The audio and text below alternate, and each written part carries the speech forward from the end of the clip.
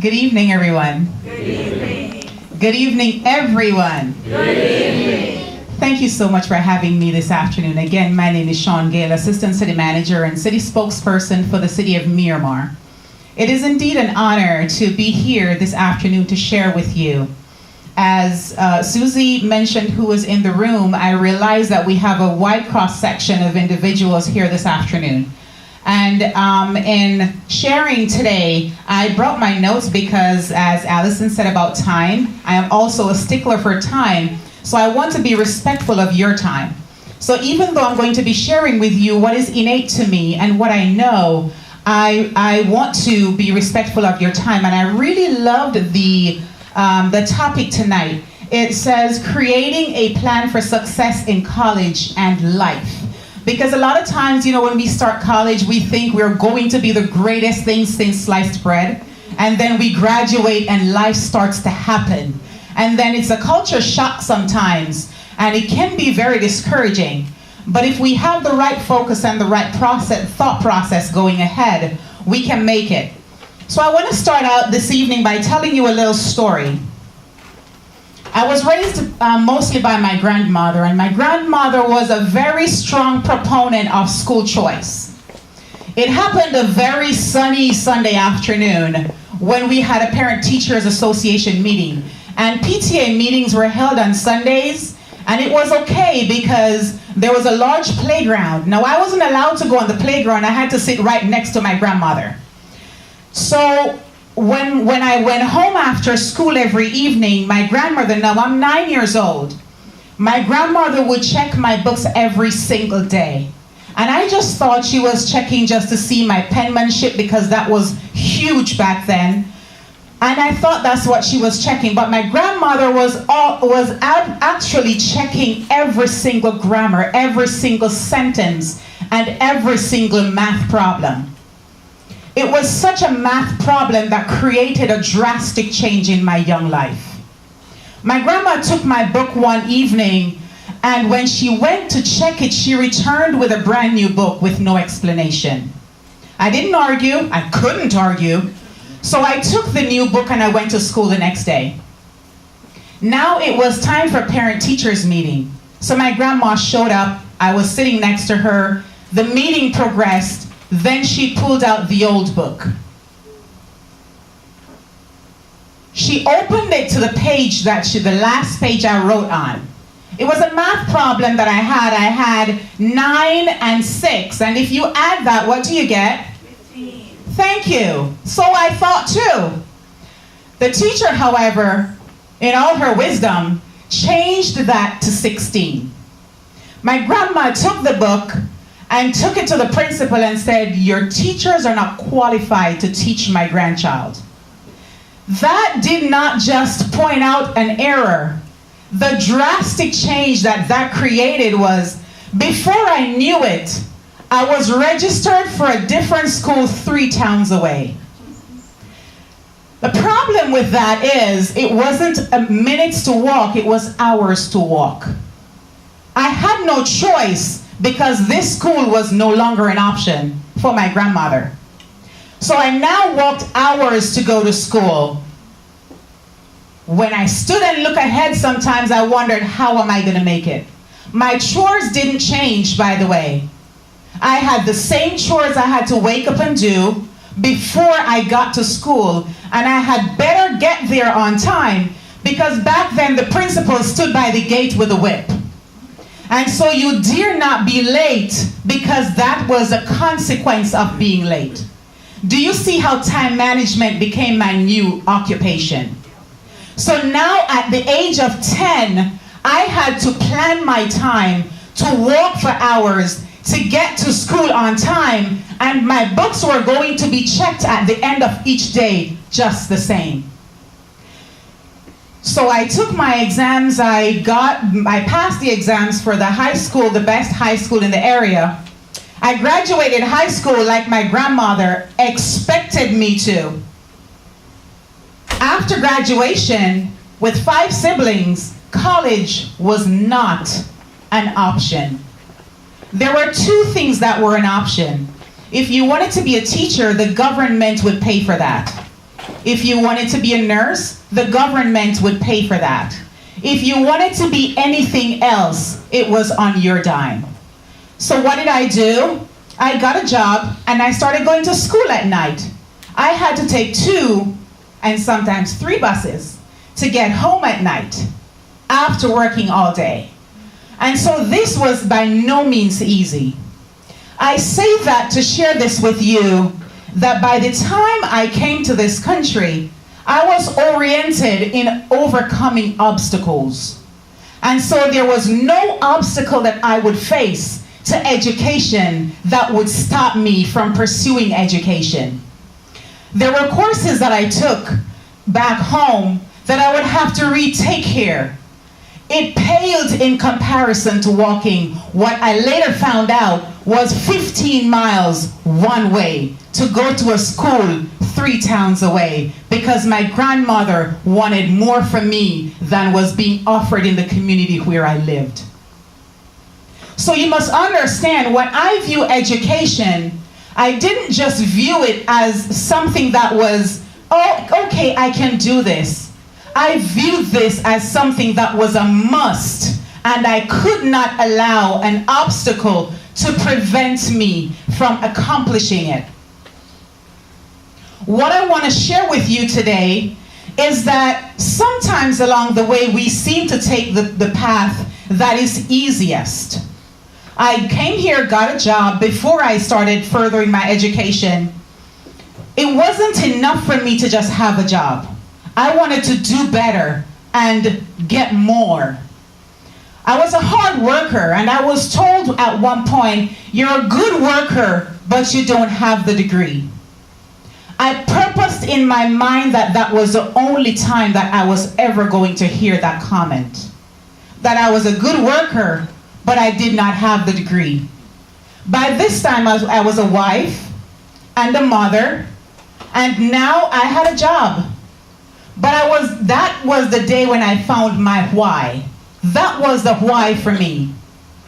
The why for me was never again to hear that I'm a good worker, but I did not have the degree. That somebody else with a degree would now come and be able to earn more than I would because I didn't have the degree, no matter how hard I worked. As I look across the room this evening, I understand that we all come from different walks of life. Our experiences might be different, and I'm glad that we have some parents here, Allison, because I thought it was only going to be students. But I really appreciate the fact that I have parents here this afternoon. Because remembering the story from my grandmother, that taught me when I had children that there was absolutely nothing wrong with pushing them. When they were born, it was my responsibility to feed them a couple times per day. When it was time for them to learn to walk, it was my responsibility. It was my responsibility to help them to sound the letters that they needed to learn. It is also my responsibility to push them as far and as hard as I can, because the upbringing that I had proved to me that you can do it, and there's absolutely no excuse for not doing it. I want today for us to understand, when you find your why, never let it go. And ask yourself your why very often. And I have a couple of whys here. Why do I travel here each semester? Why do I sacrifice the time spent watching Netflix? Why do I sacrifice the time with my family and friends? Why do I sacrifice the time fighting the Miami traffic? After you've answered these whys, you have to come up with a how. And the how has to have a must. So you must study. There's no way that you're going to get from point A to point B in a college experience without putting in the time and the effort and the work that it takes. A lot of times I hear the excuse, oh, this class is too difficult, or this is too hard. And I remember the nights sitting with my daughter on my lap, studying for an exam after hard days of work, picking up my children, doing homework with my husband, cooking, and figuring out how we can make this work. And that very experience, my daughter turned out to be a great reader. She received an honor for reading across Broward, for reading 100 books in a short space of time. And at one point I asked her, where did you get this love of reading? And she says, but mommy, you're always reading. Little did she know I had to. I was studying. I didn't enjoy the thick books that I had to read. But to her young mind, mommy was always reading. And so what did she do? She just always read. And so we must develop that must in us. I must study. I must be focused. I must use my time wisely. I must tune out the voices around me that tell me that I can't, or that I study too much, or I can always do that next week. I must be on time and participate. Nothing annoyed me more in college than the kids, who showed up late and then they want you to share the notes and the homework. You must show up and be respectful of your own time and other people's time. Participate, be on time, complete the assignments.